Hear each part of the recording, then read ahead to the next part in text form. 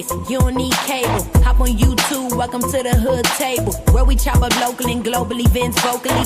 You don't really wanna miss out on these conversations. Just joke a little, laugh a little, get that wine in your system, fill your glass a little. Expose current events, talk trash a little. You never know, these opinions might clash a little. They addicted to the content, got them binge watching. You don't like it, then you want invited. Bet your friends watching in the house and your job parking lot before you clocking. They don't wanna miss a second of this HT content. Everybody think they got something to say, so it's an open invitation, bring it to the table. But if you come whack, just know we ain't buying in. We gon' probably turn your back and tell you sorry, try again, Yeah, welcome to the hood table. You don't need Netflix, you don't need cable. Yeah, welcome to the hood table. You don't need Netflix, you don't need cable.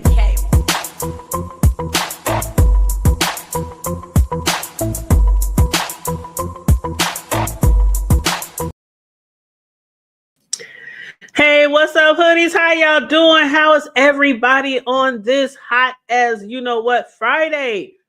What's going down? What's up? Let's go. Let's go.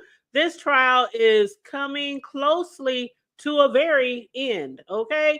We are about to soon find out if Diddy is about to be sentenced, if he's about to be convicted, if he's going to walk away, if he's going to be able to go back home to his money, his honeys, his family, his baby oil. Okay, we about to find out pretty soon. I hope you guys are ready for the closing arguments. Some of y'all have probably already saw them or went through them or got hold of them or heard the social media talking about it. But you know how I do. I like to gather all the information after I get off the 9 to 5 and then sit down here and discuss it with you, chit chat with you, and go through it. Now, please make sure you like and share the video on your way in. Support the Hood Table if you like. Cash App $, the Hood Table 402. You can send a Cash App, support the goal.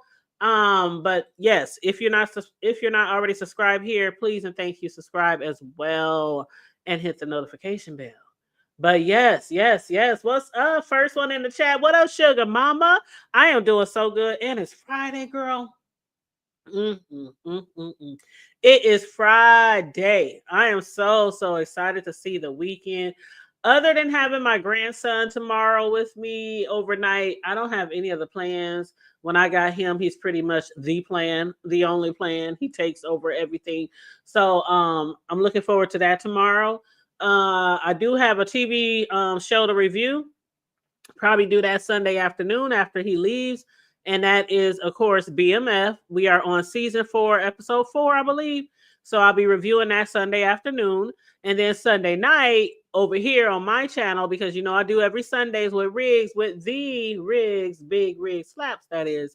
And we do a show together every Sunday from the block to the hood table. So it will be on my channel this Sunday, 7 p.m. Pacific, 9 p.m. Central. So that's just a few of the things that I got coming up for the weekend. So not too much. 2 shows, 1 baby. I think I can handle it.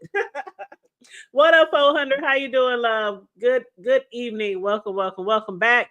But yes, we are going to be going over the arguments from the defense. And I heard, well, should I say I seen a lot of chitter chatter on social media regarding, you know, I've been between work, I've been checking the social media, seeing what people had to say. I heard people was going in on Comey on her rebuttal to the closing arguments. I heard that Marc was doing a lot of lying for Diddy. Child. That's what I heard. But for those of you who still don't have a clear definition of what it is that the prosecutors is trying to do with this trial as far as the charges, I'm gonna bring this beautiful black chocolate brown woman on the screen from CNN. Her name is Laura. So she's about 3 minutes that we're going to watch her real quick, and then we're going to jump into this day of arguments. Yesterday, how long did it take me, you guys? Like damn near an hour and 45 minutes to read through 4 hours of closing arguments for the prosecutors. I will again try to get it done as soon as I can today for the closing arguments with the defense. Now, you know, every now and then I got to stop and put something in my throat, some water, some something. to keep my throat from being dry. But and then in between, just a little bit in between, I'll be reading the chat. I don't want to do a whole hour to some show and not be reading what y'all saying. So every now and then I'll stop and read y'all chat, read the chat, stuff like that. But I'm just trying to keep this ball rolling because this 4 hours of nonstop transcripts from the defense, besides the few breaks they took in between. So let me go ahead and play this video. I'm gonna hit mute so you can hear it really, really well.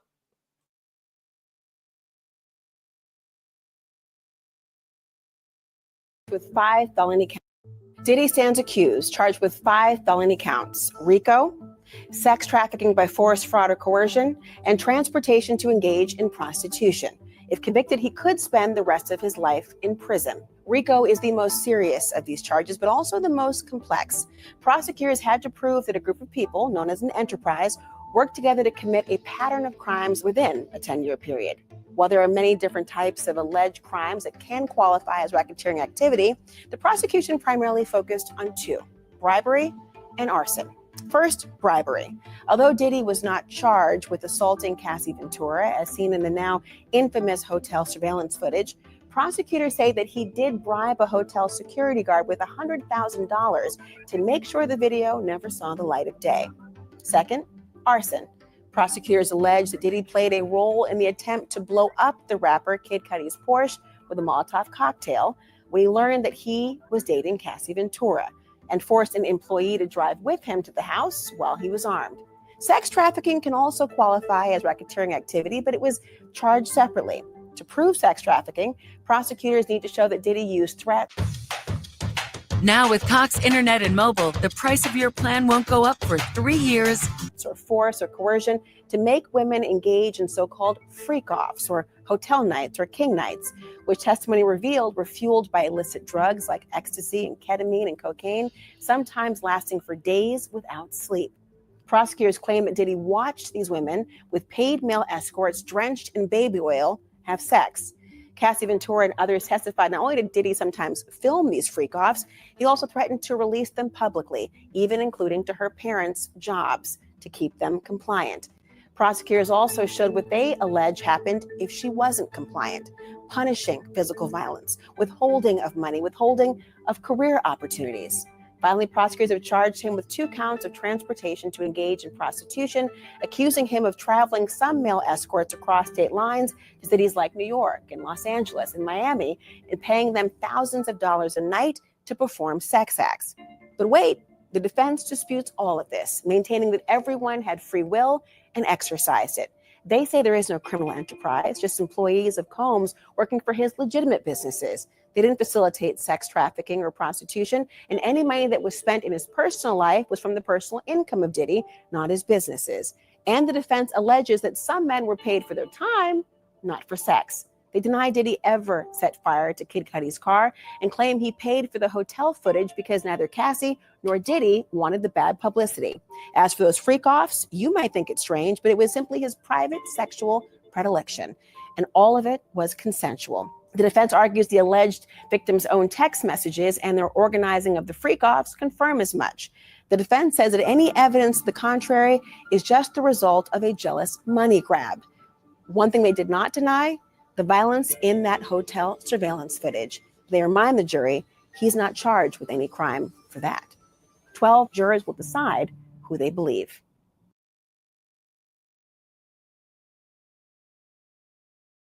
All right. So that's a really nice breakdown there, right? For some of the people who don't clearly understand, because some of that stuff, it can be like Hebrew to us, Japanese to us, especially if we're not, experts of the law, lawyers, things like that. So I thought that might help, some of us out there who still kind of on the fence about what's going on or don't totally understand or, stuff like that. So that was a really good breakdown for us. Thank you, Laura. So yeah, today I had came across an article, and the article was talking about, the defense concluding their closing arguments in the sex trafficking trial. And one thing that Marc, they said, was trying to bring across, and let me show you a picture of Marc. This is his attorney right here, Marc Agnifilo, the one who name I know I'll be butchering. That's him right there. So Marc, they said, is trying to say that Diddy is just a swinger. He's not a criminal. He don't be trafficking. He don't be buying prostitutes. He don't be forcing people to have sex with people. He is a swinger. That's it. That's all. That is what the defense is trying to get the jury to understand. Will they, though? That's the question. Will they believe that he is just a swinger, nothing more, nothing less? Now, it says the defense delivered its closing argument in the sex trafficking trial of Diddy on Friday, arguing the 55-year-old hip-hop mogul is a swinger and a drug abuser, guilty of past domestic violence, but not the leader of a criminal enterprise, as prosecutors portray him to be. Marc Agnifilo said he did not do the things he's charged with. He told what he did, but, he's going to fight to the death to defend himself for what he did not do. And Marc, Diddy's attorney, one of the 3,500 attorneys he got, scoffed at the government's investigation into Diddy, who federal prosecutors say abused, threatened, and coerced women to participate in drug-fueled marathon sex encounters called freak-offs with male escorts while he watched. Marc Agnifilo said they are swingers. This is their lifestyle. And he pushed back against the allegations that Diddy used power, violence, and fear, along with kidnapping and arson, to conceal his crimes. Agnifilo attacked the testimony of Cassie Ventura, Diddy's former girlfriend, who told the court that he repeatedly beat her and forced her to partake in the freak-offs. Agnifilo said their decade-long relationship was complicated, but argued it was also a great modern-day love story. Diddy, of course, is facing 5 criminal counts, 1 count of racketeering conspiracy, 2 counts of sex trafficking by force, fraud, or coercion, and 2 counts of transportation to engage in prostitution. If convicted, he could face life in prison. All right. And the judge sub said he will give the jury instructions on Monday before the 12-member panel begins its deliberations. So let's get started, you guys. Let's roll through this long 4-hour day of documents and transcripts for the closing arguments from the defense, brought to us by Marc Agnifilo. And then, of course, after he finished, the judge gave Comey, the government attorney Comey, a chance to rebuttal. And I think she spent like maybe an hour or so rebuttaling against the defense closing argument. So we're going to get all into that. So again, please make sure you like and share the video. Sugar Mama said I was waiting on you. I heard some mess went on with the defense. I heard it too. But we about to get into it, Sugar. We sure is. But yes, please make sure you guys like and share the video on the way in, please, and thank you very much. Okay. And again, feel free to donate by Cash App or Super Chat. And let me pull this. You know what? I thought I had my Word document up, but I had restarted my computer, which I start to do every now and then, every few days, just restart it so it can have current updates, things like that.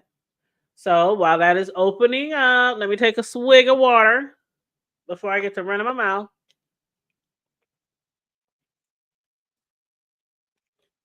Okay, here we go. Excuse me. Oh, when I restarted my computer, it went back to the very end of my document. I didn't know it'd do that. So I have to scroll all the way up.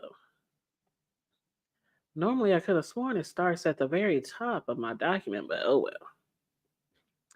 All right, Diddy trial defense closing arguments. Again, this is brought to you by one of his attorneys, Marc Agnifilo or Agnifilo.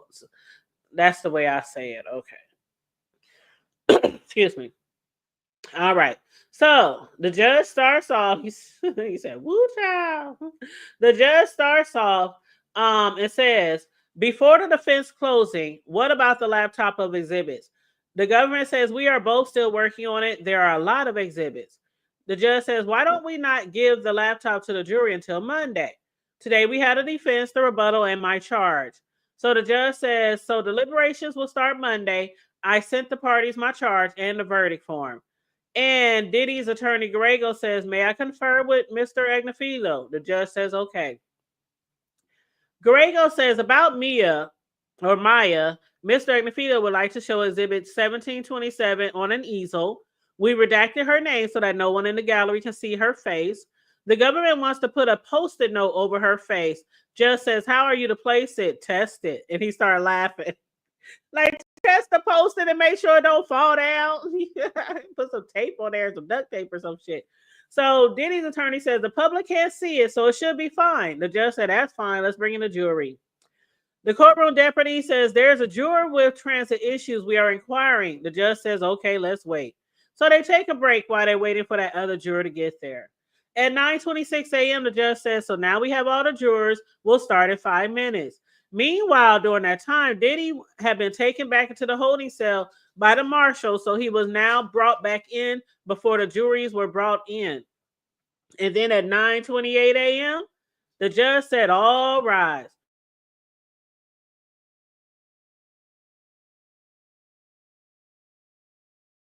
The judge says, all rise. At 9:28 a.m., the jury enters.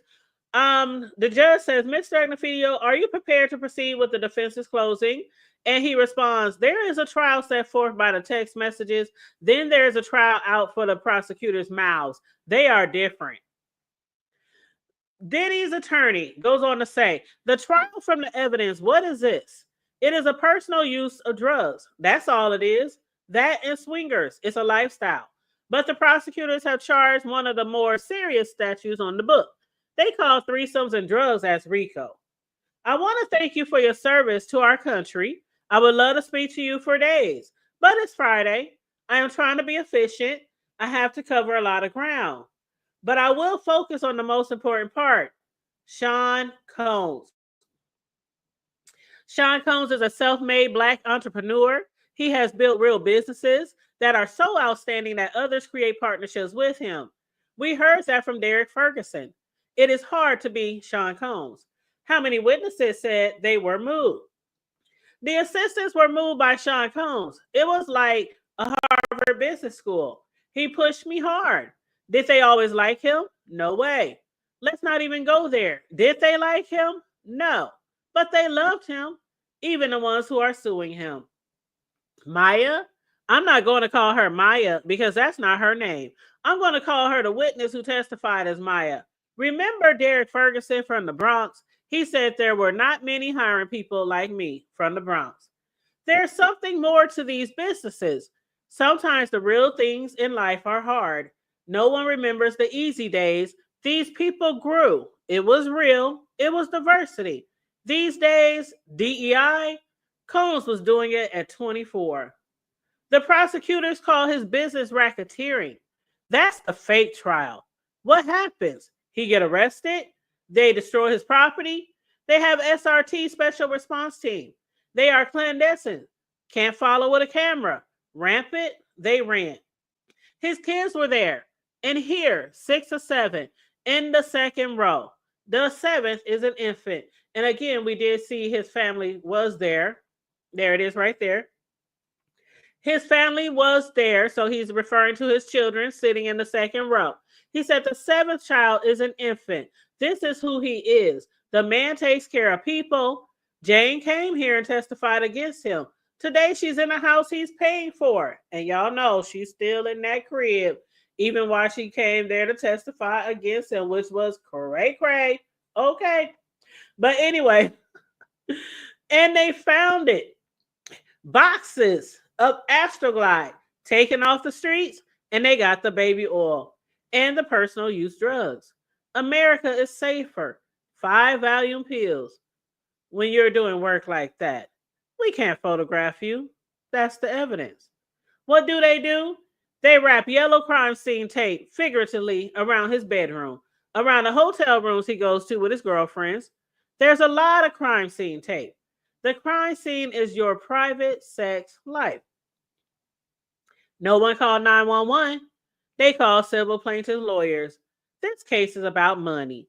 Cassie Ventura sues Sean Combs for $30 million because he has $30 million. If he doesn't have it, no civil lawsuit and no criminal case.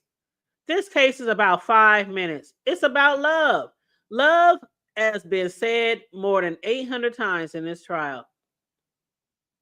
The domestic violence, we own it. We did not ask Cassie about being hit, kicked, or dragged. We did not cross Jane about it either. But the domestic violence is not charged. If he was charged with that, he would have pled guilty. He did that, but he did not do racketeering, conspiracy, and sex trafficking. He did not kidnap or bribe anyone. The first person to say this was about domestic violence was Cassie Ventura. She made an IG post. She said, "Thank you for your love and support. The domestic violence is the issue." She could have said anything on her phone or tablet. She could have said this was about sex trafficking. She didn't say that. She said it was about domestic violence. Believe her. Believe Cassie when she says domestic violence is the issue. In that moment, watching the video, imagine that. To see their relationship is to see everything that racketeering is not. I am not going to go through a lot of text messages or charts or screen time. It's a terrible thing, screen time, I'm told. I'm going to tell you the story of this case. They fell in love. Cassie has a boyfriend of 3 years, 10 years older than her. But she met Diddy and they are off to the races. Mr. Combs rents a boat and they make love for the first time. They are in an intense relationship, 11 years.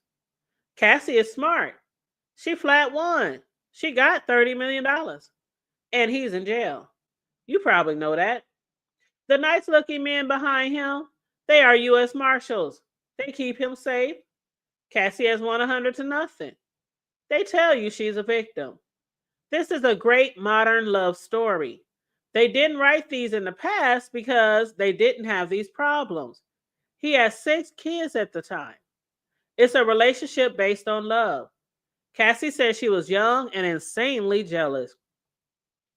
If you're in the jury room and you don't want to go home, read their text messages at the time of the breakup. You will cry.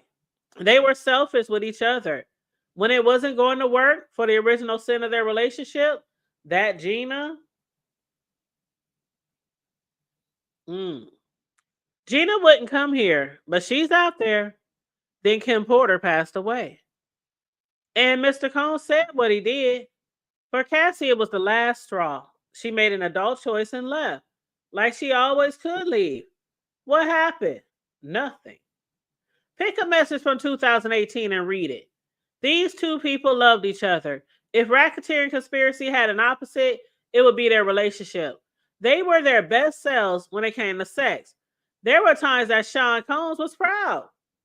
On sex, they found each other. It's a beautiful thing. You won't find a single text where she says, I didn't like the sex. It was an 11-year relationship. The issue were jealousy in other women, but they match up when it comes to sex. Swingers. She's a woman who loves sex, and it's beautiful. She is unafraid. Let's talk about Kid Cudi. He came in here. I'm not meaning to be judgy. Cudi comes here and says, Cassie played me. She did. She played them both. Not everyone could do that. She goes for it. She liked Sean Combs as she had a relationship with another singer-songwriter under his nose. She's not afraid of him. Was she going to tell him either? No. Cassie is keeping it gangsta. She likes him. I'm going to lie. She lied to both. Cassie gets a burner phone. Finally. That's what you expect in a racketeering case? She's the one who got the burner phone.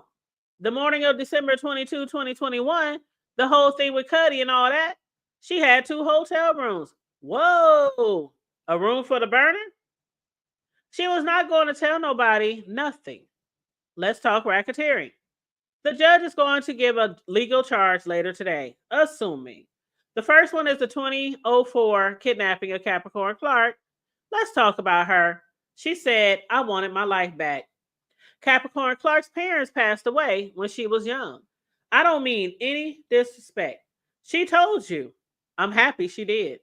Others didn't tell you about their parents. She moved to the Bronx and meets Sean Combs. She goes, super platonic? What? I think she means she didn't want it to be platonic. She's out there. You can see it. She says, you know, I had the biggest crush on you. I think we misused our dope chemistry. If she's kidnapped, why does she want to go back and work for him? She's getting her nails done with Mike B. He's going to be mad at me. She said she called 1440 and said, lock everyone in. She got the lie detector, and Mike B did too. How was she kidnapped if she went home every day? Is the government alleging 5 separate kidnappings? Polly drove her home. Door-to-door kidnapping? The SDNY is charging this as kidnapping. He laughs. It's not a kidnapping. You guys come here day after day, long days, and you come back the next. Have you been kidnapped? No. At the time, Sean Combs is in Raisin in the Sun. He is running Vote or Die.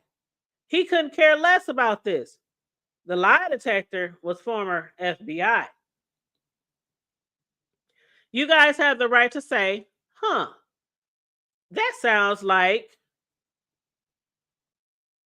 a stretch. You know, that sounds like a stretch. Why charge it as a kidnapping? Come to whatever answer you think is the right answer. Capricorn leaves for a year. She makes more money. Then she comes back. Next, Sean and Cassie are having a freak off. It's December 22nd, 2011. Cassie has 2 hotels. Combs looks at her non-burner phones, sees messages with CC about Cuddy. Maybe calls Scott in the text, something about hiking. Why would he have a gun? He goes to Capricorn. Why? She would do anything with him. Go to the moon. He didn't need a gun. He didn't have a gun. Cuddy said Cassie told Cuddy that Cassie already told Combs. Are you following me? Sean Combs had nothing to gain by having a gun and everything to lose. He is already Sean Combs. Capricorn would love to have stayed employed if he pulled a gun on her. No way. Didn't happen. No gun. Cuddy didn't say that Capricorn said Combs had a gun because there was no gun. Working backwards. Cuddy didn't tell the police about a gun. It was written up as a trespass. That's all. There's no gun. Capricorn's story falls apart. There was the car chase, or was there? Cuddy pulled up next to the Escalade, the witness said. There was no car chase. The judge is going to say you can disregard any witness if you find something not credible. If you see fit, it's all you need. Seems like everything is possible with Capricorn Clark. I asked her. She said, I came up here with Puff. I want to run away. I'm afraid of mountain lions. Mountain lions? I'm not saying they are not scary, but if you were kidnapped with a gun, no. She doesn't want to say, I went there by my own volition. I'm not saying Sean Combs didn't go there. He wanted to fight him. Fine. Motherfucker. Combs is not a coward. He's ready to fight. At the risk of being sexist, they are men. They fight. We're going to have a good old-fashioned 8 a.m. Hollywood Hills John Wayne fight. The Porsche, not in style. There is no evidence. Who else would do it? Not evidence. Burning a car is cowardice. Be a man and fight him. What's in the car? Mulatto cocktail. Why not show you the glove? I am suggesting something. Yes. That the investigation stunk. It's terrible. 2 fingerprints? What happened? Well, I don't know. You're going to determine his fate on arson? On this? The DNA was consistent with a female contributor. That witness was not helpful. If it had come back consistent with Combs, they would have bragged about it. Investigator Jimenez would have followed up. He tried to find Cassie, but he would never followed up. Jimenez said Capricorn's brother obstructed him. They fought. I'm not saying Capricorn did it or Cassie did it. We're not here to solve the world's problems. Cassie's father didn't call him back. The witness was mad. Draw your own conclusions. Here's an email. Why is she calling him Sean Puffy Combs for some later proof? She doesn't mention any car. Forget it. Let's turn to the London Hotel. If you want to go to someone's house, it's not a kidnapping. It's unfair. Cassie is public too. Remember, Cassie also didn't want the tape out. She had a movie coming out. Let's go back to what she said. After the hotel staff maybe leaking the footage, they were worried about publicity, not a misdemeanor. Guess what happened? It was sold. The police were nowhere near the situation. Is Combs acting like a fool, calling Cassie and saying the police are about to arrest him? She is freezing him out, as she should. He's just trying to get her attention. He leaves, goes to her apartment. He's banging on the door, maybe with a hammer. Carrie Morgan said that's why the police came. A neighbor called. The Intercontinental has no police, period. So he cannot be guilty of bribery under California law, as the judge will tell you. And when Maya, the witness who testified as Maya, said she was out of Skrilla money, they should have told you that. Sean was concerned about Cassie suing him. He was not aware of any federal investigation, if there was one. So it's not obstruction. He's trying to stave off a lawsuit. And when it comes to Jane, he still might. Shall we break here? Agnifilo said this will be fine. So the judge said, let's take a break. Ooh, that was a lot. That was about 40, 49, 50 minutes. About an hour worth or so of arguments. Hey, Cosmic Girl, how you doing, love? Let me get a sip of water.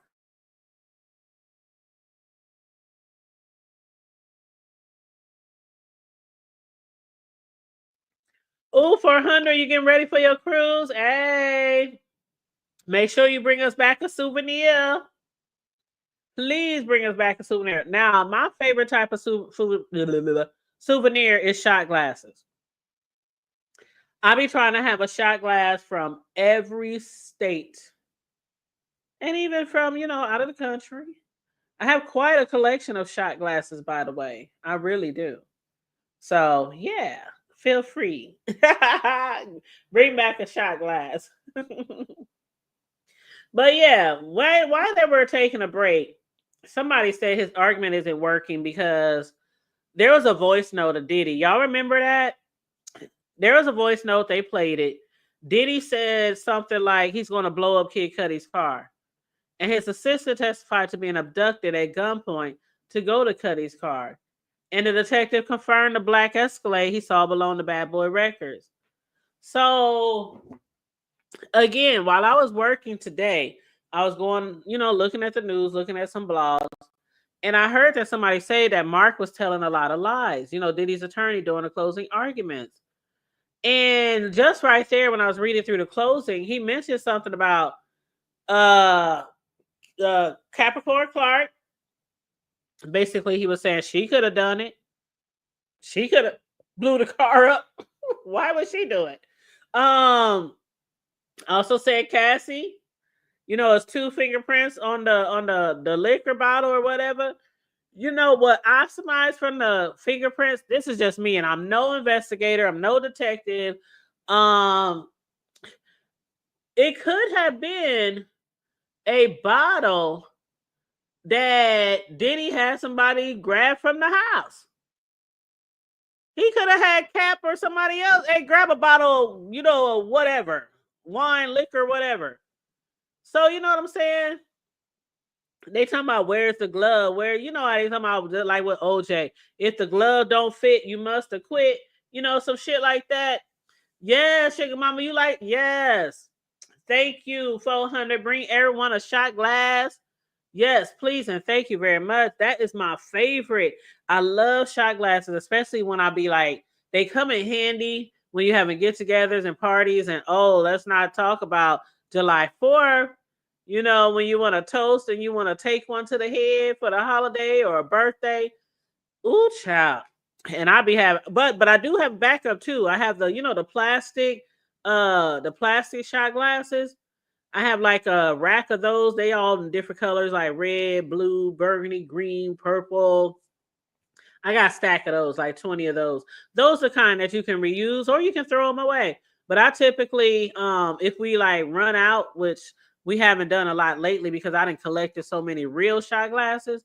But in the beginning, if we ran out and other people needed shot glasses, I always had like the plastic backup ones. And then I would, you know, just soak them in some hot dish water, rinse them out.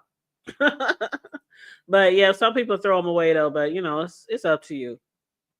But yeah, so they were trying to say that Diddy probably didn't have nothing to do with that blowing up Kid Cudi's car, but he literally said he was going to do it, and then right after that, it happened. So I don't know how he'd be able to try to convince the jury that Diddy didn't have nothing to do with it. Talking about he could have been there. He could have been there.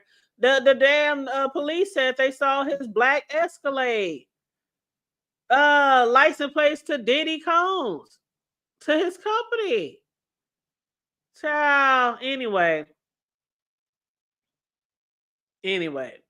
So while just talking about, you know, shall we take a break here? Government attorney Comey, she said, I did not want to object, but he asked the jury to ask why the prosecutors charged as they did. We need a curative instruction after the break. He told the jury that the Intercontinental was a misdemeanor. Curative instruction. He told the jury Diddy is charged with arson. That is not the case. It is a RICO predicate. The judge says, Mr. Agnifilo? Agnifilo says, I was going to get to RICO on the rest. It's fair comment. Judge said, you said why charge of kidnapping? You can ask that. Agnifilo said, I think I'm allowed to be sarcastic. That's what I was doing there. And the judge said, and what about the Intercontinental video? Agnifilo said, it's a state matter, not federal. It's fair comment. The judge says, can the government propose? Government attorney Comey says, yes, after the break. And so that's when they took a break. So I'm going to take another sip and I'm going to carry on. What up, Tay-Bay? Good to see you again, boo. Welcome to the closing arguments presented by the defense, child. It's very interesting, to say the least. But yes, make sure you guys like and share the video on the way in. Now, they came back at 11:35. The judge says, do you have a proposed language? Government attorney Comey says, yes. Ms. Steiner has emailed the defense our proposed curative instructions. The judge says to Mr. Agnifilo, those three were grossly improper. Just to be blunt about it. Tell him, judge. Tell him. Now, Agnifilo was like, I can be sarcastic, can I? The judge was like, that was grossly improper. Just to be blunt about it. The jury is to not speculate about the charge. The judge said, I will tell them it will be improper for you to consider it. You are to disregard those comments. Diddy's attorney Shapiro says, we did not object yesterday since you called out Mr. Agnifilo. The judge said, I didn't call out anything. There was an objection. Shapiro says, Ms. Slavin told the jury there might have been guns at the freak-offs. There's no evidence of that. It was outrageous. No one is doing anything improper. The judge said you made no record yesterday. Here, I'm not giving the multiple instructions, just one. Shapiro says, we asked you to do that at the end, not now. It would suggest that Mr. Agnifilo did something improper. The government attorney said, it's needed now. The judge said, let's get our jury. They said Sean Combs was leaning over and whispering to Agnifilo, who was taking notes. All rise. Jury re-enters. Hey, sugar mama. Oh, I'm sorry. You was talking to Tebe. Okay, so the jury enters again. The judge said before the break, it was suggested you should consider why this was charged. That is not proper. I will be instructing you on the law. Mr. Agnifilo? Agnifilo says, now we'll talk about Maya. She loved working for Mr. Combs. This was not forced labor. Remember the birthday video we showed that was showed up there? She was bubbly, popping. That's the real her. You are free to conclude she put on an act here. If Mr. Combs felt it was improper, he would not threaten to tell Cassie. It was consensual. When Maya says it was not consensual, she is not telling the truth. There was no unwanted sexual conduct. Maya's feelings were not platonic. Mr. Steele questioned her about these wonderful pictures and slogans. Effusive, not just a job. This is demonstrative. You can't take it into the jewelry room. Consider the scrapbook she made. I'm going to read it to you. Happy 45th birthday, Puff. This is from 91 to 99. I hope it stirs up nostalgic feelings. How great you've become. She loved you. You can't fake that. She loved him. You can't fake that. That's real. Don't lose sight of that. It's not just business. He gives people a home. Look at this picture. Think of a word that comes to mind. Joy. There's KK, D-Rock, Fahim. And he showed a photo of the staff to the jury.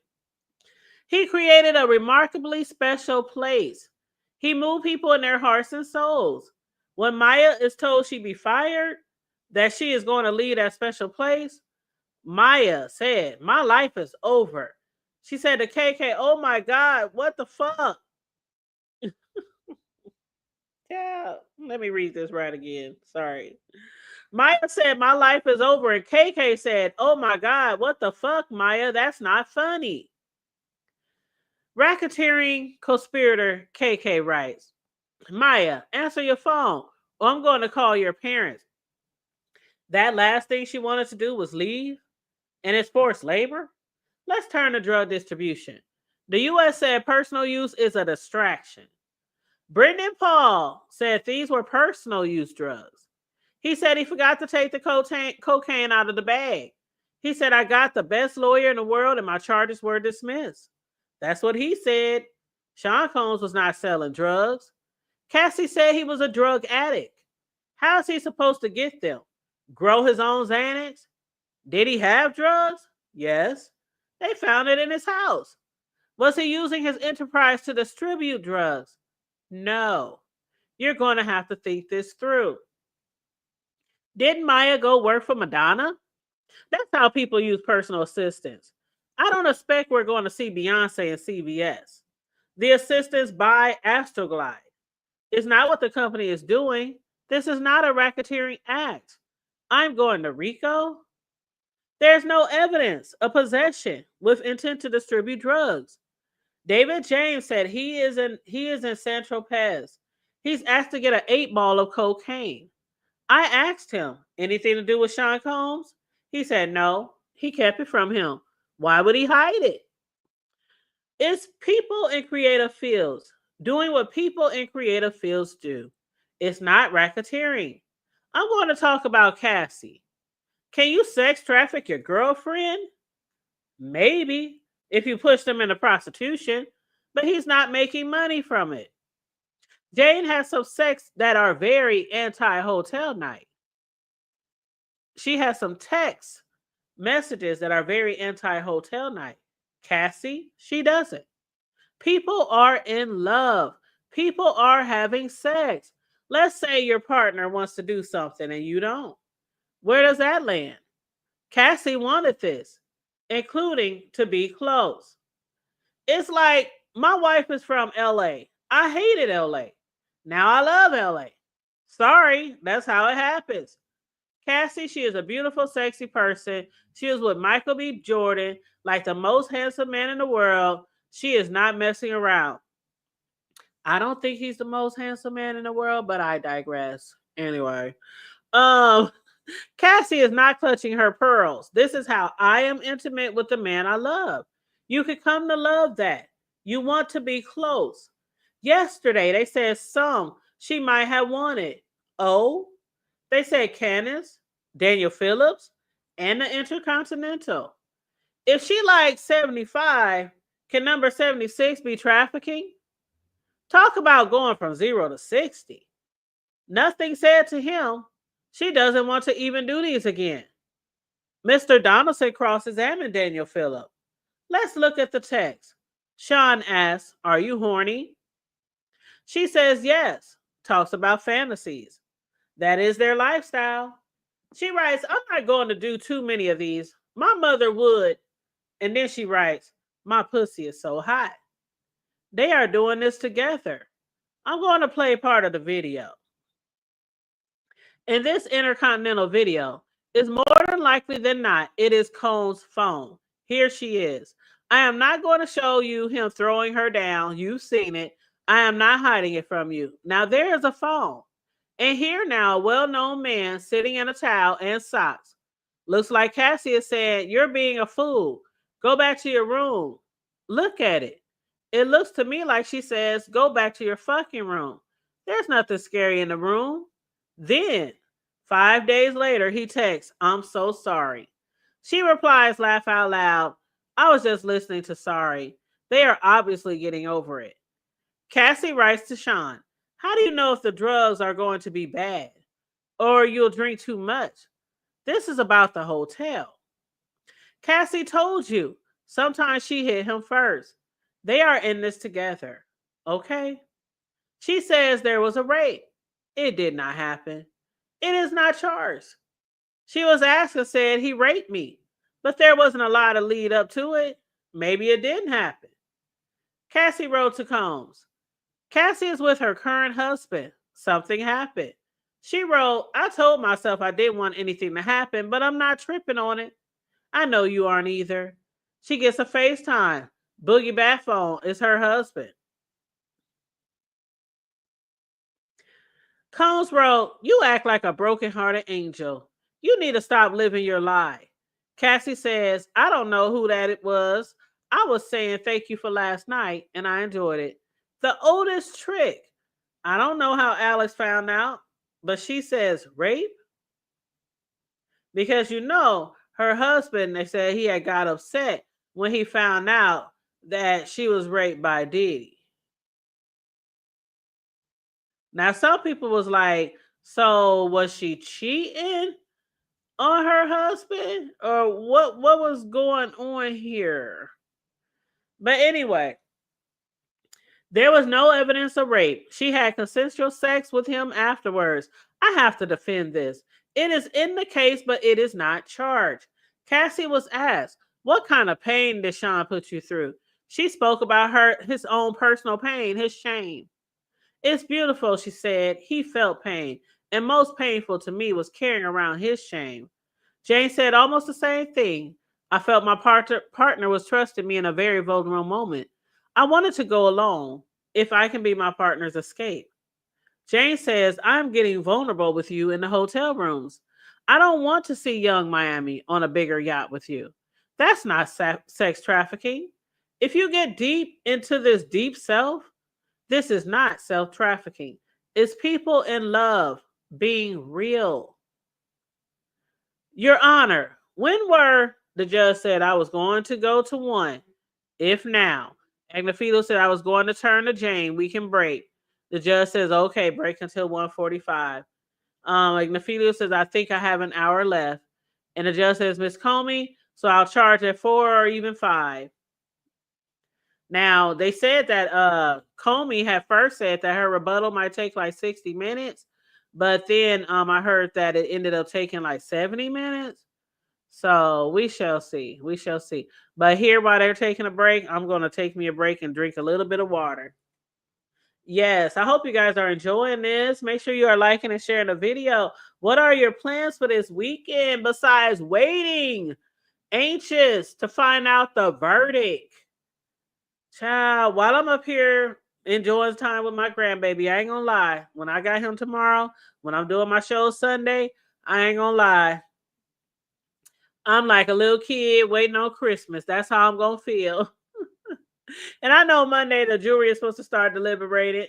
But the thing is, when it comes to the jury, you don't know how long it's gonna take. You know when jury be deliberating, Sometimes they had the people waiting at the hotels nearby, family members be nearby, waiting so they can hurry up and run down to the courthouse because everybody be anticipating the verdict. This is gonna be like crazy, y'all. Like real crazy, waiting on this. And I know Diddy and his family also waiting on it as well. I know they're anxious to find out his fate. That's their loved one. That's still their dad. That's still their friend, brother, father, cousin, co-worker, boss, however you want to, however you want to see it. People still love him. People still respect him. People still, people still work for him. People are still getting paid from him. Hell, even Jane's still getting her rent paid from him.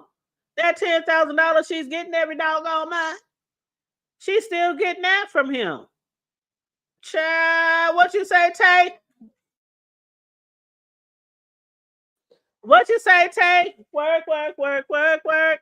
L, L, L. Work, work, work, work, work. Hey, hey.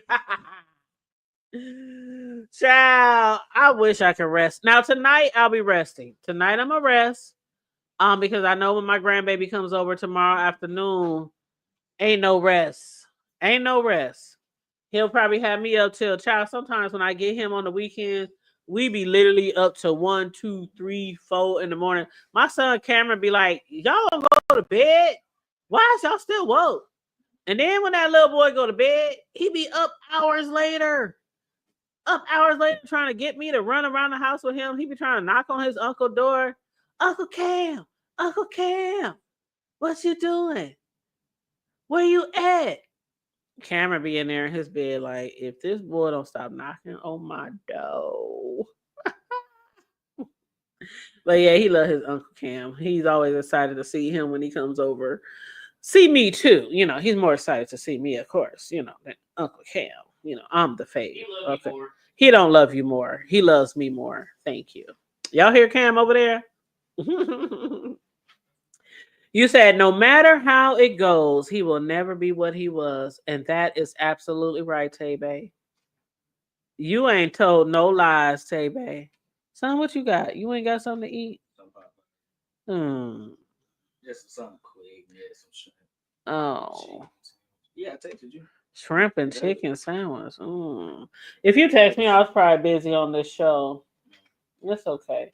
I'll probably order me some Wingstop or something. I don't know. Something better. Yeah. I don't know. Or maybe some Thai. I don't know. But anywho, let me get back to these transcripts. We had a little breaky break. I'm gonna get back to these transcripts. I had to take me a sip of water too. But okay, so they're back. And the judge says, I thought about it, and it makes more sense for me to charge the jury on Monday morning. Otherwise, it will be too late. With that, let's bring out the jury again. So the jury re-enters again. The judge says, welcome back. You may proceed. So Diddy's attorney, Agnifilo, proceeds. He says there was a suggestion that Cassie didn't get the same amount of promotion as others at Bad Boy. I think Capricorn Clark is an imperfect witness, but she did say that Cassie got the lion's share. Now, either side played the videos for the witness, but Cassie's videos was of her devices. She said the devices were damaged, but the experts were able to open it. I don't know what roles these videos played in her life, but she didn't delete them. In the videos, the hotel rooms are beautiful. The music is great, Usher and whatnot. You were never meant to see these videos. Let's be honest. Sean Combs was never going to release these videos. He might have said it, but no way. No way. Cassie is eating watermelon. They are listening to music. These are beautiful nights. The two escorts, the Punisher, I call him, he got it from playing basketball on West 4th Street. And y'all know, we already know that wasn't the truth, right? We know he ain't got his name, the Punisher, from playing basketball out on the concrete in the hood. We know why they named him the Punisher. But anywho, they thought Cassie was really into them. They were naive. I don't think this is the only man making homemade porn in America. I think it is a pretty popular thing these days. Jane, she wants to post things on IG, I guess. That's what she's into. I think she loves Sean Combs. You guys know who the father of her child is. You know who she was with in Vegas. She is comfortable with this. The government is not saying every hotel night is sex trafficking. They isolated September 2023. Jealousy over a yacht. Sometimes Jane didn't like the guy. She said one smelled. Then the guy is sent back. Exhibit 3187. The escort gets sent packing. He's a bum, but they still paid. No sex, got paid. Paying for your time. Yesterday, they just dismissed. But what happened? Jane wanted it to happen. She called her guy Cabral. She liked Cabral. She wrote My Caliente. Then there's the sobriety party. Jane is angry over Gina. And then she says she regretted it, resented it, but she agreed to do it. Unfortunately, she says that she agreed to do it. Unfortunately, she agreed. That's it. We can be done with it. The house, Jane had the worst lawyer in the world. Her low child support from the father, in my opinion. Mr. Combs did the right things by paying. You hear that, y'all? So Diddy is a saint for paying more than what the baby daddy is paying? Good one, good one. Child. Anyway. It's damned if you do, damned if you don't. He's paying for the house for a child that's not his responsibility. Ain't that funny, 400? He said he's damned if you do, damned if you don't. He paying for the house for a child that's not his responsibility. They watch porn. Jane got him a mobile TV to watch it, so he made less porn. She said, I'm not sure that how it works.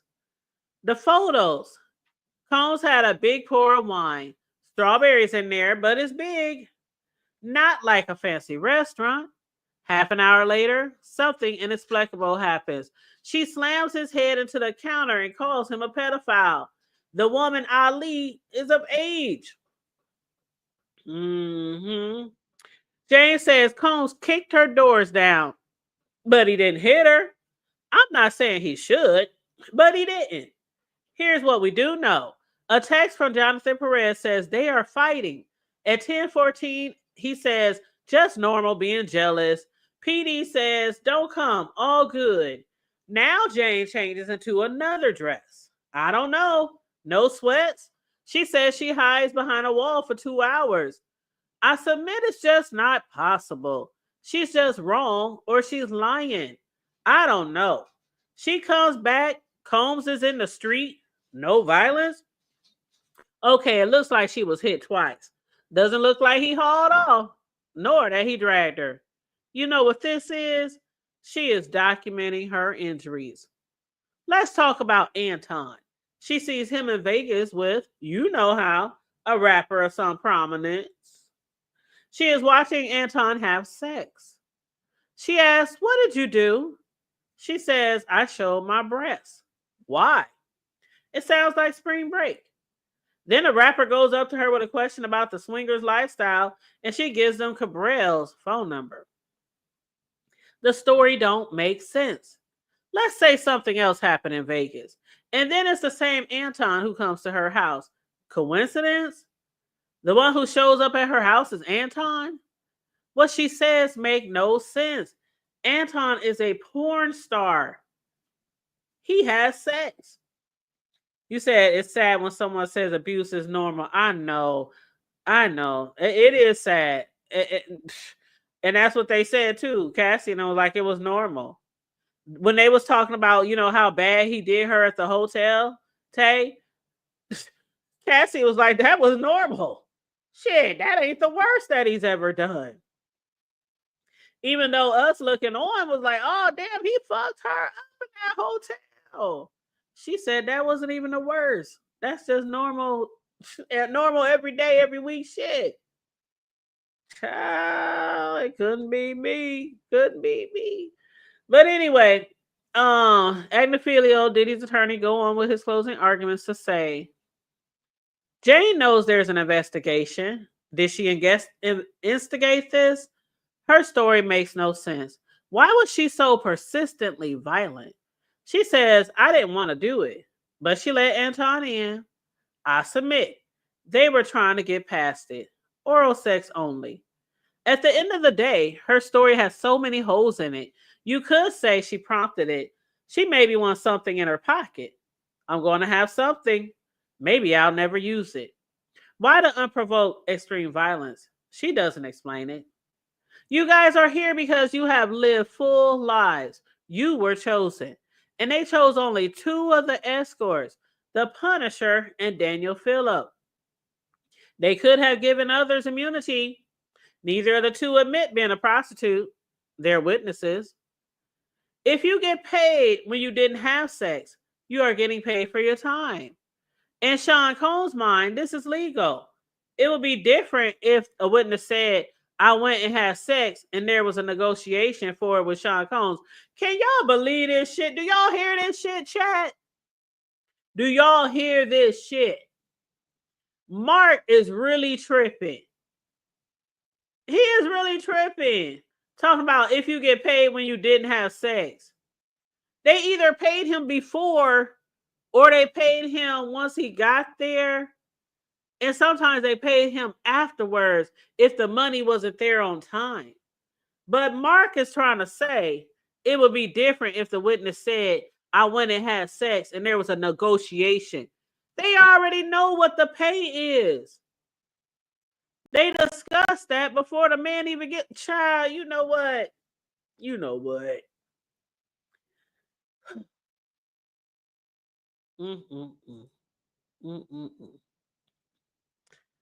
Man, if I met somebody named the Punisher, I'm gonna know he about to punish that. You know what? He about to punish that little kitty, and you better get ready. That's what I would think if somebody told me their name was a Punisher. You better not come with no little pinky worth of shit either. No pinky toe worth of shit either, because I'm going to tell everybody about your ass. Shit. Punisher my ass. But anyway. Agnifilo goes on to say, I assume in every porn movie, the actors get paid to have sex, and yet it's legal. So he thinks it is legal. Okay, let's talk about racketeering. Here's page 14 of the charges. The enterprise, the group must have an organization. You'll hear this. Only Sean Combs is charged here. No one testified. I was a part of a racketeering enterprise. This is the greatest divide between the evidence in this trial and what the prosecutors are saying. There's a gaping lack of evidence.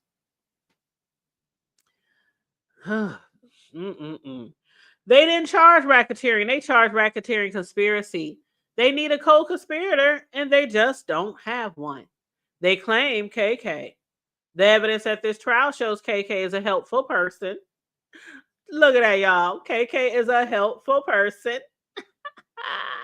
Very dependable, very reliable, very resourceful.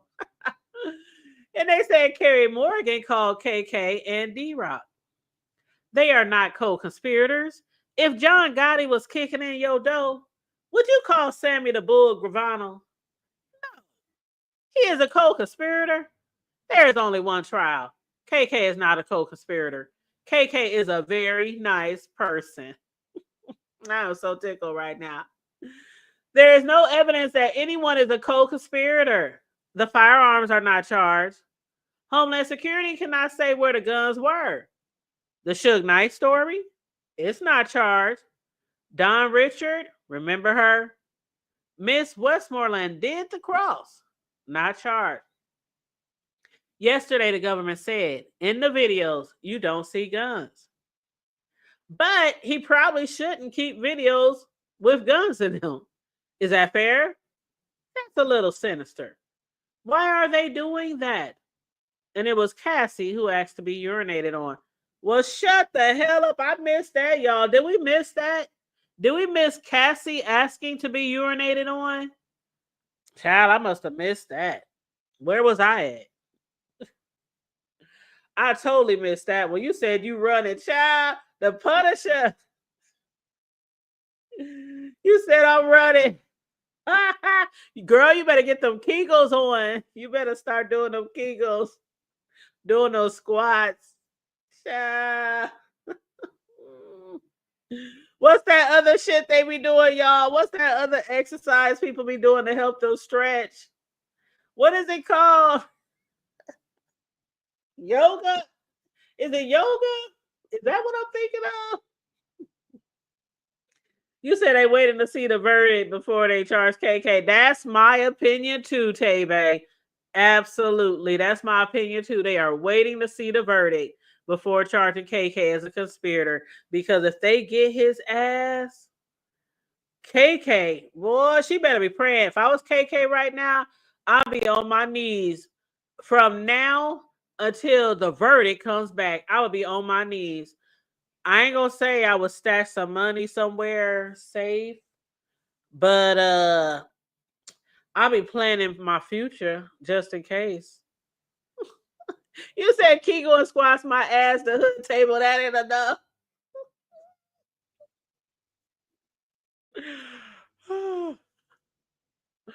What about a V8? Take a V8. I don't remember that either, Sugar Mama. I don't remember that either. But anyway, they said it was Cassie who asked to be urinated on. Then he says, at some point, can you ask, can I trust the prosecutors?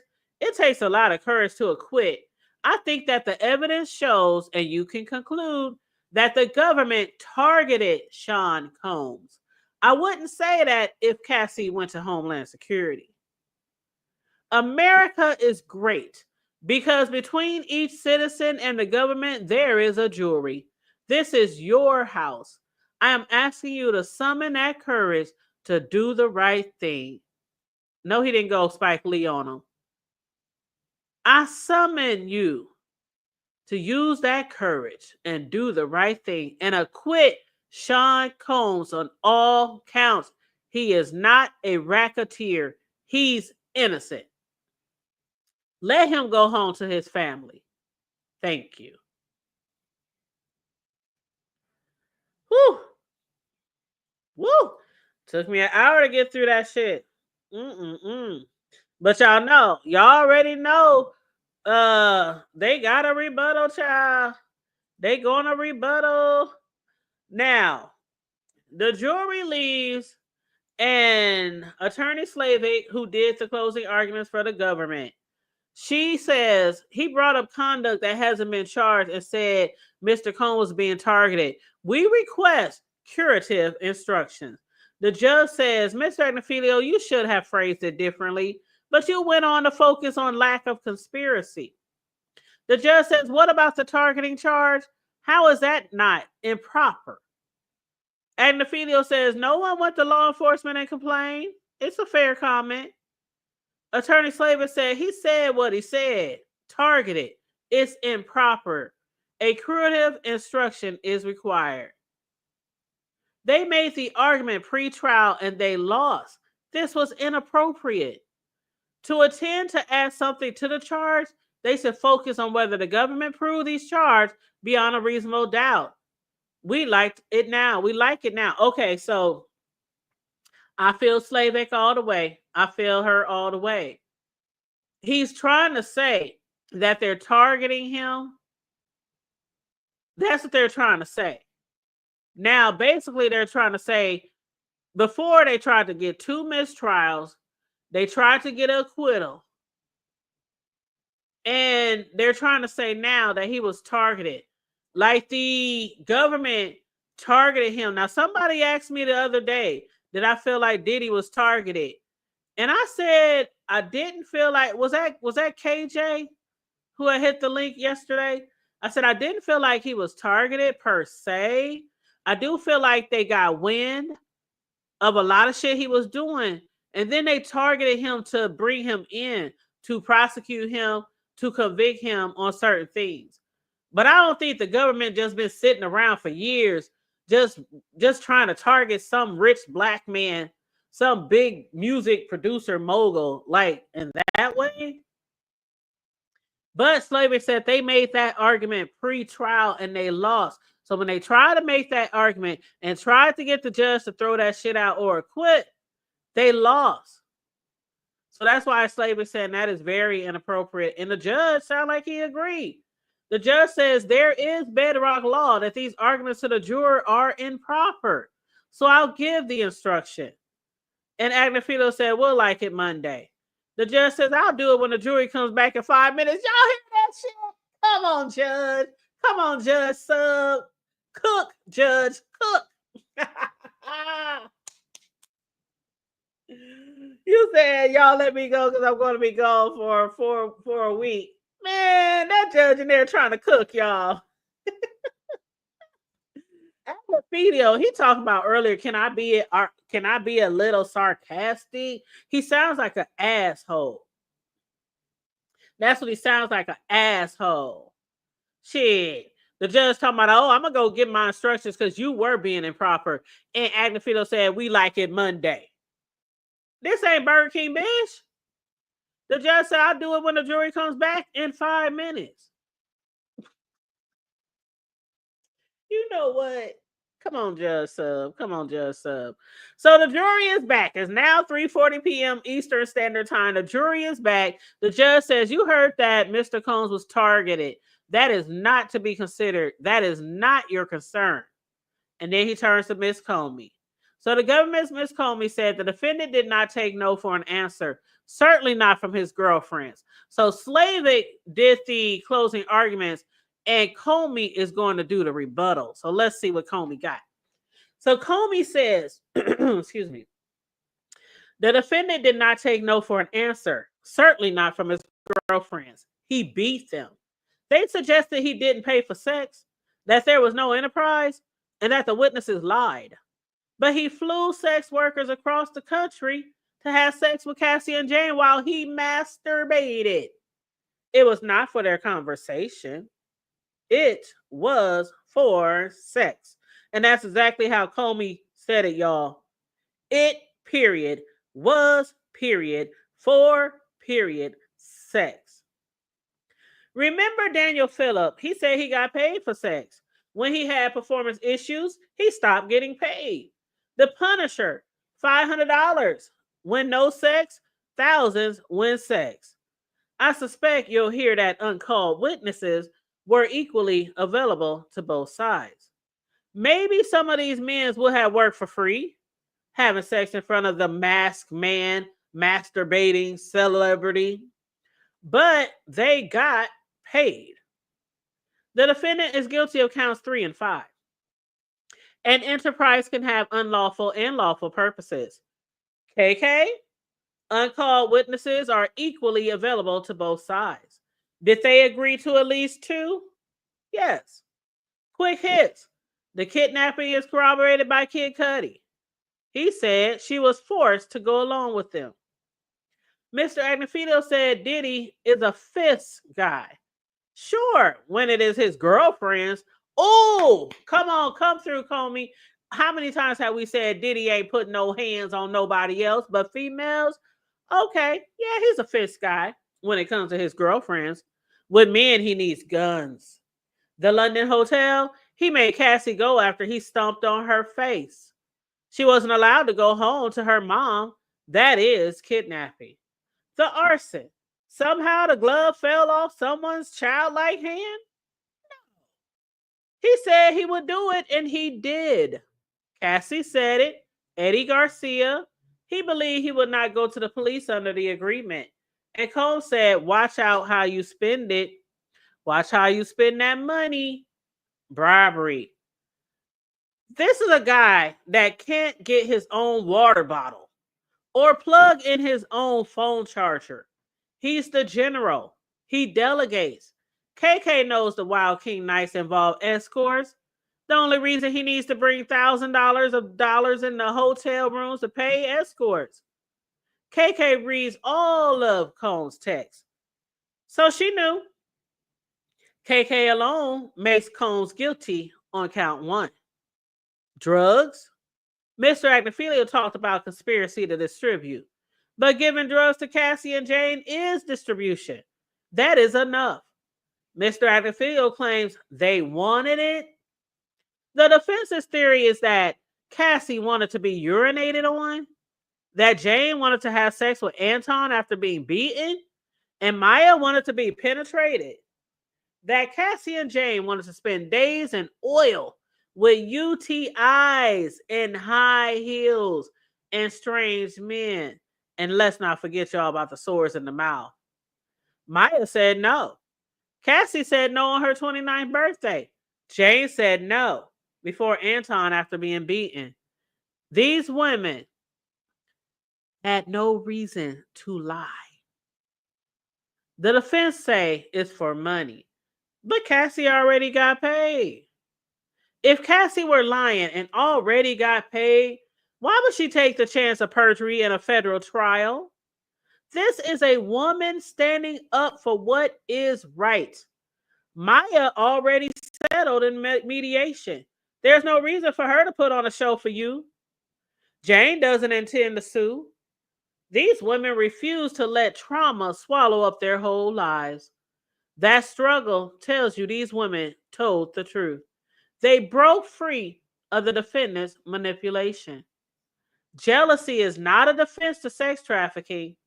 Jane picking out Cabral and Anton was her way of taking back some control. Yes, she texts escorts. Sometimes he told her. Sometimes she knew he would ask. She felt she had no choice. That's coercion. The defendant hit Cassie during freakouts. Cassie said it. Daniel Phillip told you. And it's on video. The defendant was in a tile. The freak off was not even over. There was no separating the violence and the sex. Child, what a way to bring back that Diddy had all the control. Remember when Cassie OD'd in a hotel room in Long Island and they still have the freak off? When Jane performed oral sex on Anton after Keynes beat her, that was trafficking. Mr. Agnifilo said Cassie won a prize. What prize? Sex with a UTI? Getting urinated in her mouth? It's ridiculous. They had a trauma bond. They were trapped. The cost of trapping them was a drop in the bucket for Mr. Number One on the Forbes list. He pushed her to continue after she vomited. He knew she didn't want to. The Intercontinental, they claim he was intoxicated, that it was about a phone. He knew what he was doing. He kicks her and she calls security. So he stays to keep control of her. I want to be clear. They called Anton because he was the only repeat player in LA. They stopped with Cabral after he tried to export Jane. Whatever words he used about a conspiracy between Jane and Anton, there is no evidence for it. He coerced Cassie and Jane into this, and nothing happened. He raped Maya, and nothing happened. He beat Cassie, and nothing happened. He beat Cassie in a hotel on tape, then bribed the guards to buy it, and nothing happened. He was untouchable. He did not think these women would speak, and that Kid Cudi and Deontay Nash and the other men would back them up. The defendant is not God. He stands equal before the law. Find him guilty. The judge said to the jurors, you may leave until Monday.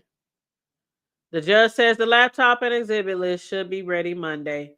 We'll see you here then. Adjourn.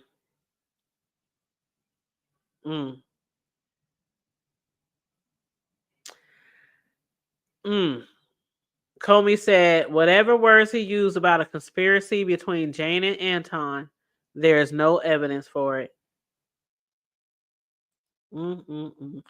Child, if that wasn't a rebuttal for your ass, if that wasn't a rebuttal for that ass, love it. Love it. You said what Diddy lawyer said is the equivalent to him saying a rape victim asked for exactly. I wonder, would he say the same thing if it was his 19th? Thank you. I hate when people talk like that. I hate it. I hate it. Oh, they knew what they were doing. Oh, they could have left. Oh, they said, oh, that girl was 19 years old and his ass was like 11, 12 years older than her. He knew what he was doing. He enticed her and he groomed her. And then he got her hooked on drugs to satisfy his dangerously, grossly, freaky, disgusting freak off needs. You know what, Tay-Bay? If I was in the jury, my mind would have been made up. I don't even need no closing arguments. Not from the defense, not from the prosecutors. That's why I said I couldn't be on that jury. Because just listening to everything that these ladies went through, just listening to even the text messages, even seeing the voice notes and hearing the voice notes of them saying they don't want to do it anymore, them get beaten, dragged back. He literally tried to drag Cassie back to the freak off. She didn't want to do it. It was times where she was throwing up, sick. It was times where Jane was bleeding. She would show him her pad, her panties. And he still, what the fuck, like, And there are some men who like to have sex with women who's bleeding. They just be like, here, put down a towel. Put down a dark colored towel. Put some plastic down. Put some baby oil down. I mean, but Diddy was watching all this shit. And they talking about people, there are a lot of people who like to create their own porn for their collection. I still feel like, and I could be wrong, but in my heart of hearts, I feel like over the past 20 years, over the past few decades that he has been recording these freak offs, that he's making money off these tapes. I could be wrong. The shit that they doing on these, mm.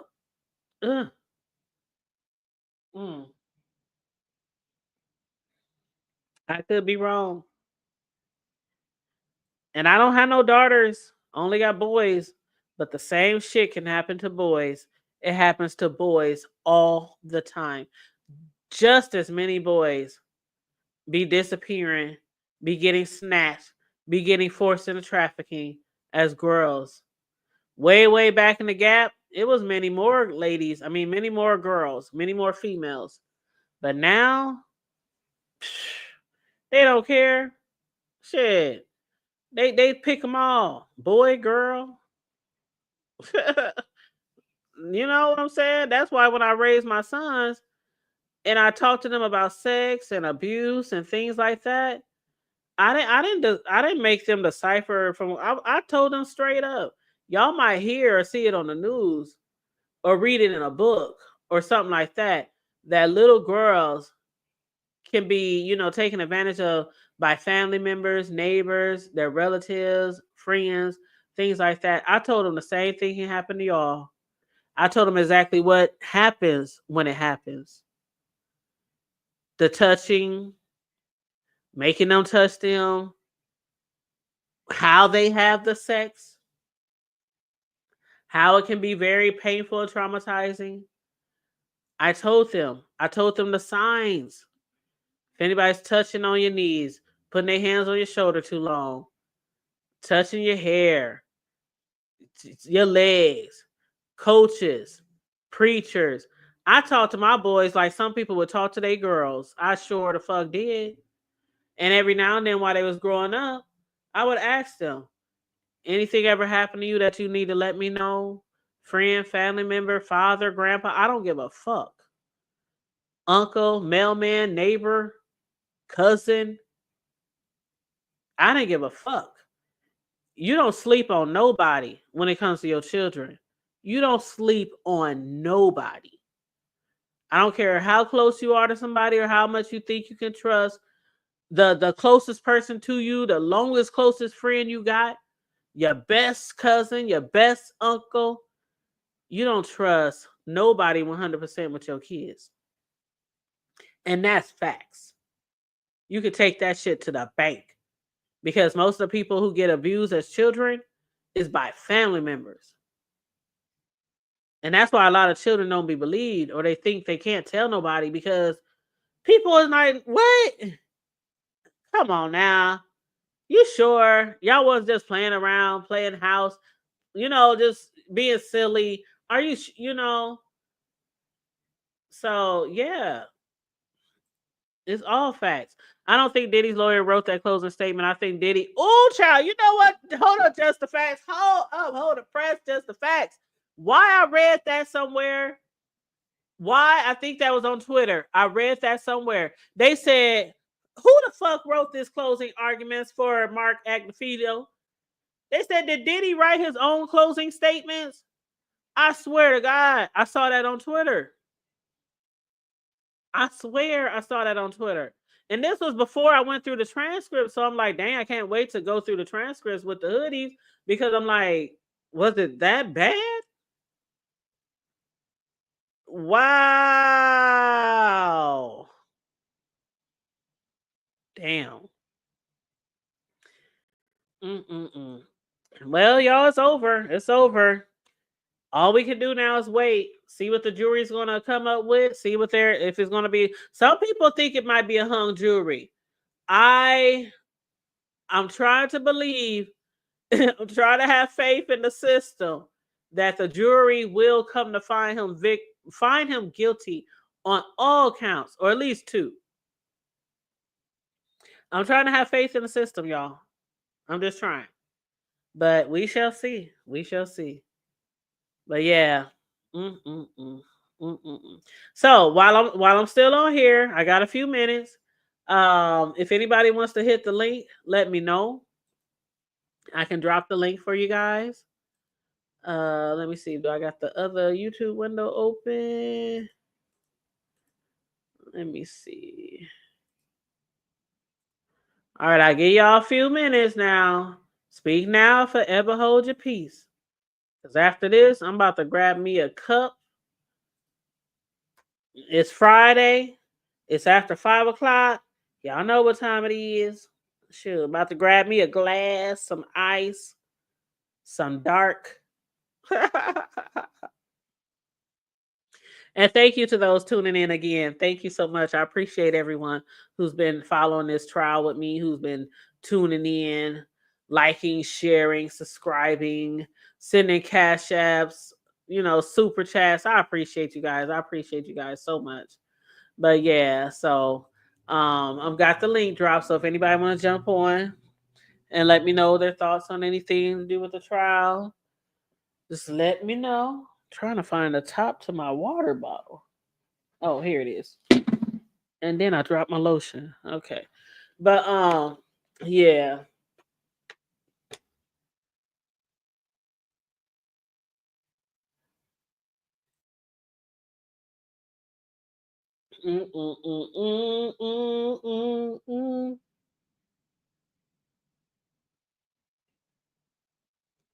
Oh, hold up. What's this?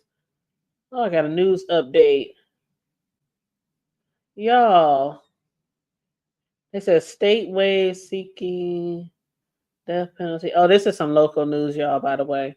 State ways seeking death penalty for a man convicted in a double homicide at a bowling alley in Nebraska. Oh, speaking of Nebraska, we had 3 kids, y'all, enter the NBA draft, and 3 kids was selected from the ONE. Booyah! Okay? Isn't that wonderful? That is wonderful because our city, even though I love my city, I think our city is awesome. We have the same type of shit that other people have. We have crime. We have good neighborhoods. We have bad neighborhoods. We have great people. We have not so great people. We have nice schools, not so nice schools, parks, the same shit that people, restaurants, we just a smaller version of a lot of the bigger cities. But it's a lot of us here. And when I say a lot of us, I mean the same skin tone. Why people think it's not a lot of us here. But I am so proud to say that 3 young Black men from my city was drafted into the NBA last night. So we had parties here all around the city, watch parties, watching the draft, people at home watching the draft. You know, it's really nice. People was like, I got Facebook friends who are relatives to some of those boys. So they were saying, please pray, please pray, please wish us luck that such and such get drafted. You know, and I was seeing one of the people who had posted to please pray. Once I saw that I think it's their nephew, I think it was their nephew. The one whose last name is Silas. Hunter Silas. And they was like, please pray, please pray. He's been working really hard. Da da da da da da. So when I saw that he made it, I was like, oh shoot. Hey, that's what's up. And then I saw two more young black boys, high school graduates from our city made it. So that's 3 altogether. That is awesome. That is so awesome. And then y'all know Terrence Bud Crawford is from here, you know, underweight champion, middleweight champion, whatever he is. He's supposed to be fighting again this fall, I think. So I'm looking forward to that because y'all know he is undefeated. And he's from here too, born and raised, still lives here, even though he lives in a much nicer neighborhood than where we came from in the hood. He grew up approximately, let's see, 1, 2, 3, 4. He grew up approximately 5 blocks to the north of me. And I was like, yeah, because he grew up, I don't want to say the street name. Wait a minute. No, that would be like 8 blocks. He grew up about 8 blocks away from me. Yeah, about 8 blocks away from me. Yeah, so that's awesome though. That's awesome though. So proud of him, proud of Terrence, proud of the guys who got drafted into the NBA. You know, it's always nice to see people come from your city, especially the hood. Like people who come from the hood, come from struggles. You know, I ain't trying to say they was all broken, poor, or nothing like that, but you know what I mean. Shit, you know, when you're coming from the hood and seeing poverty and people going through this, might lose some friends to violence or getting locked up. Think some of your friends might have kids in high school. You know, your parents is praying for you all your life that you be somebody, even if it's not an NBA star, just be somebody great. Somebody that somebody can look up to, that your kids can look up to. I think that's just awesome. So shout out to them. Shout out to them from the hood table to their table. Shout out to him. Congratulations to all 3 of those boys. But okay, y'all. So I'm about to wrap it up, y'all. Nobody wants to hit the link, so I'm about to get out of here and enjoy the rest of my Friday. Again, tomorrow I'm gonna have my grandson tomorrow afternoon until Sunday, and then Sunday afternoon I'll come live. Actually, I don't know. I gotta talk to Riggs because we're supposed to do a show Sunday night, and I know that he said he was gonna watch BMF. He's been binge watching BMF so he can get caught up. So I'm gonna see if he wants to either do a review with me Sunday afternoon after my baby leaves, or if he wants to have a little segment of that on our Sunday night show. Because we got 2 topics to discuss, 2 trending news celebrity topics to discuss Sunday night. And then if we have enough time, I guess we could discuss BMF a little bit. But so I need to check with him and see if he want to do that or if he wants to join me Sunday afternoon to discuss BMF by itself. So I'll let you guys know. I'll post it on my community wall what we're going to do if we do it Sunday. But other than that, guys, if you didn't like and share the video on the way in, please do it on the way out, please. And thank you very much. It really does help the algorithm, y'all. It helps people find us on YouTube that aren't already subscribed to us and supporting us. So it really helps when you like and share. Also, if you want to donate to the Cash App, please feel free. $ the Hood Table 402. Or you can hit the super chat as well. Even on the replay, if you want to donate on the replay gang, please like, share, subscribe. Also, feel free to donate on the replay. And also, if you donate if you watch the replay, there's a link where you can still send a super chat too. You know, even after my show is all the way over. So, you know, I do appreciate you guys for doing that, y'all. It's been 7 weeks. It's been like 7 weeks trial, and I've been going live like every single day. I haven't done this in a long time, y'all. Going live every single day. So your girl do be exhausted. I'm telling you, sometimes I get off of work and I be like, oh, I don't feel like getting on here and reading through all them transcripts and talking. I just want to get off and get in that bed. But I'm like, no, I can't do that. I can't do that. We got to keep the train rolling till this shit is over, okay? Plus, if I don't, some people don't get access to the transcripts and they want to hear what happened. They want to hear it word for word. You know, take by take that. You know, they want to hear it. So it was my pleasure, you know, coming on here and entertaining you guys and give you my commentary. I appreciate it. Thank you, Tay Bay. You know I love you guys so much, so much. Now, as I always say, stay safe, be blessed, remain vigilant at all times, and always remember, say it with me, y'all. Say it with me. Keep it hood.